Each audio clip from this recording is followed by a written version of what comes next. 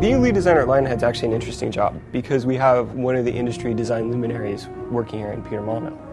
So I work very closely with Peter to define the game vision, and then I work specifically day to day on the team trying to bring those pillars and that vision to reality.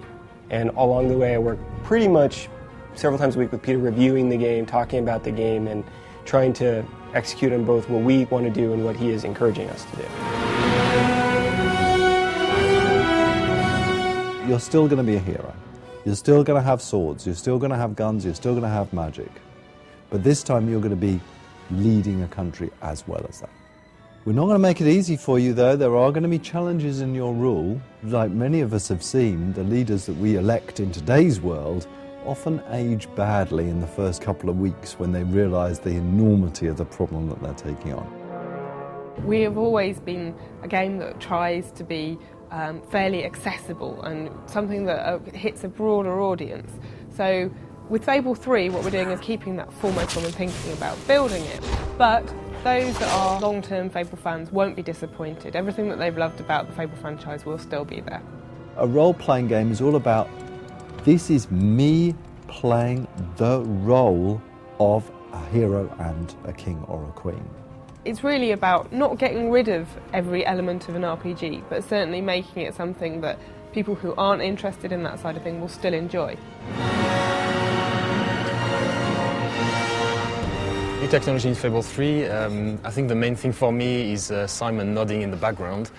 The tools are actually a bit slower at the moment, so I probably wouldn't want to talk about that. We've got a real issue with that. Move on. Obviously, with Fable 2 we had a stable codebase to work from, so we've mostly been working on new cool things to go and put into the game. One of the things that people have come to expect from Fable is innovation. And in Fable 3, we've really pushed the boat out. We've totally looked at the morph system, thrown it all away and started again. And the first thing that we've got is something called extreme morphs. Now these extreme morphs are on an expression. So you're walking along and someone just upsets you. You can press this expression and out of your back appears these huge angel wings. A shaft of light comes down and shines on you. Everyone around you steps back and, oh my goodness, there you're showing your true character off. Aggressive, smile, stern. We've got hot syncing in the tools now, so all the artists can edit a texture and pop it into the game immediately just by hitting a button, and it never fails, obviously.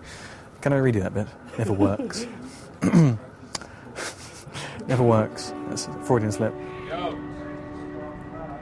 There's another thing which I think we could use for morphing, which is really interesting, which I've never seen before, and that is the weapon that you use. Why not have weapons change as you use them, that adapt themselves visually to your combat style and to your alignment? So imagine, how do you make the evil sword of ages? You make it by using it in an evil way. And as you use it, as you kill innocent victims, so you will see it glow and drip with blood all the time. I want everybody in the world to have unique weapons. As we teach you our new way of doing weapon customization, we need to think about how we teach that to the player, making sure that every facet of it makes sense, is clear, is understandable, isn't too complicated, but is deep enough, and all of that is very hard, very challenging, but it's also very fun. More excitingly is with the lighting system. In Fable 2, I think, to generate the lighting for all the levels took a bank of 6 very, very powerful machines, 7 days to generate all the lighting for everything. Today we've got a bank of 1 machine which generates all the levels in 5 hours, which is a lot better. We've also been looking at how you express yourself, and we're giving you the ability to touch things. Now this may sound strange, but imagine this, being able to reach out and touch your girlfriend in the game, being able to hold, persuade, pull, push, all that can be done dynamically.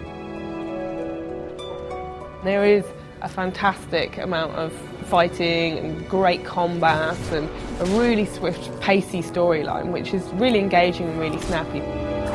Fable 3 is going to be a damn good adventure.